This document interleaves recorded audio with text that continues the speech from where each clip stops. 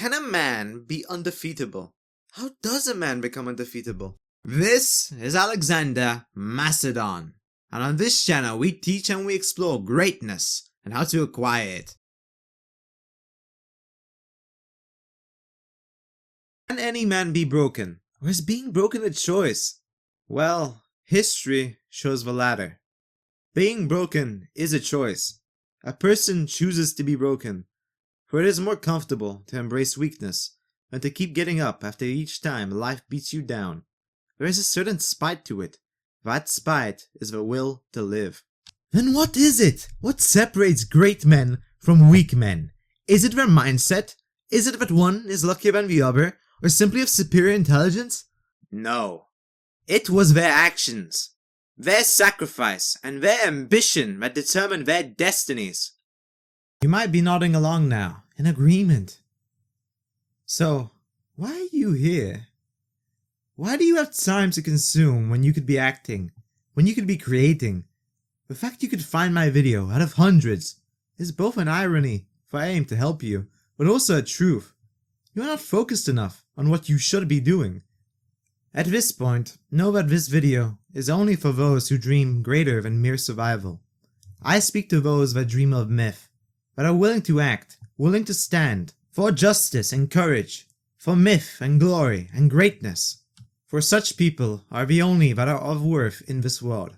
Those that do not care about bettering themselves and aiming at their own greatest potential will have clicked off by now, so my voice now only echoes to the men and women who are worth caring for. All other people from this point care enough to listen. You care enough to act, for if not, why do you choose to listen? So I will teach you to act, and I will teach you how to become undefeatable. There are 3 reasons a man does not act: fear, lack of knowledge, and perfectionism. All 3 mix in with each other, yet I will dismantle each of these foes individually. The first axiom you must disarm is fear.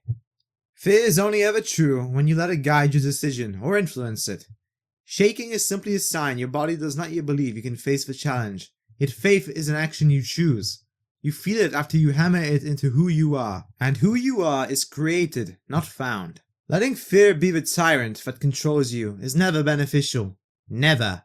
It is not beneficial for the mind, nor the body, nor the soul. It clouds your senses and makes your chance of making a mistake higher than when you have full control. So, we have defined fear as useless as a master. If there is a use for it yet, if you keep it as a servant. Fear is the signal of meaning and importance. The things you fear are the things you must overcome and master, or else they will control you and you will forever be a slave to them. Death, heartbreak, poverty, failure. You must overcome them all. Fear is something to be embraced, and you must train yourself to view fear as excitement. For belief is something you choose, yet you must prove it through your senses, through facing challenges they do not believe you can face. Fear is excellent for it allows man to overcome himself. It is a form of suffering man can overcome by action and chosen belief, something he can use to strengthen himself and build his myth. Embrace and be excited when you feel fear. It is a sign there is a dragon to conquer and an adventure to sail to. The second axiom we must tackle is knowledge, and the assumption we don't have enough to act upon yet. Here is the crux. There are different types of knowledges, acquired in different types of ways. For instance, historical knowledge is mere recitement. There is no engagement with what is defined in the past apart from arguing its validity. Yet the type of knowledge for practical use, for instance, romance, strategy, and in general life, are not things that a man can have knowledge on until he has truly experienced it and lives it in his bones. The only way to gain experience is to act. A man can read a book about war and strategy and nod along for it makes sense. Yet when he is inevitably dropped into some kind of battlefield, he will be clueless in the moment, for he has never been in one before. The man must enter the field blind first, and find his own footing. He must use knowledge from books as propositions, not as truths until tested by himself. People tend to fill their minds with libraries of advice, all contradicting each other and forcing them not to act.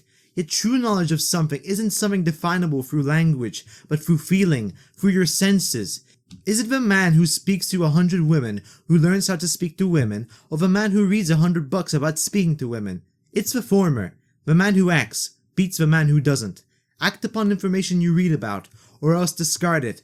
For if you do not, your mind will be filled with information, all contradicting each other and leading you into paralysis, never knowing what to do, for you do not know the truth. The only way of knowing what you should do is by having experience in the field. You must first hold the bow, you must first hold the sword, you must first hold the paintbrush before you know how to use them adequately in their art forms. What you have not tested cannot be relied upon. Consume wisdom, but then act upon the wisdom to make it your own. Make the wisdom of a book become your wisdom, for all wisdom derives from life. If anyone could become masters in a domain from reading books, then the world would be dominated by intellectuals. Yet, it is dominated by men who act. When you ask what you should do, you act from a place of ignorance, and the only way to gain knowledge is through experience. A field of life is like a dark room. You must take a step inside and feel around the room before you know its shape and the items and tools inside. Then through experimentation and thought of your own, the lights turn on. The third and final axiom that plagues men who wish to be great is perfectionism. You fear moving, for what if you lose? That assumes something, bro. That losing is something that is real. And losing isn't something anyone can choose for you. Apart from yourself, every loss is a win, because every loss gives you wisdom to pursue a higher victory. If you lose an election, then you know how to win the next one. If you lose a sword fight, you know what you must improve for next time. Failure is wisdom towards victory, and wisdom towards victory earned through action is to be loved. A loss is beautiful and great in itself, for it's born from action, and a gift from life, a redirection towards a higher victory. Every loss is a win, unless you let it stop you. I know it's cliché, but it's true, and it's been true ever since the first man has walked the earth.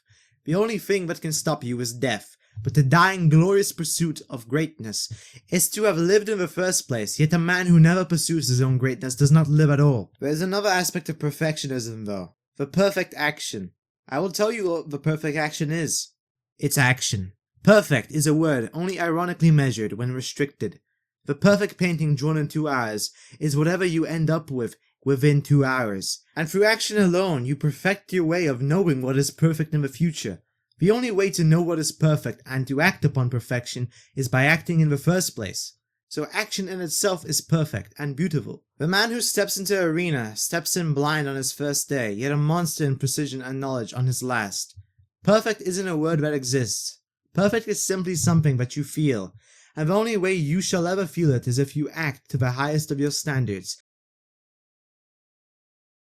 When we tie all these three things together, we realize something. Challenge is another word for greater glory from facing a greater enemy. Failure is another word for wisdom and a victory in itself. And fear is simply a chance to prove to yourself and to the world that you are worthy. It's a chance to embody greatness and show it.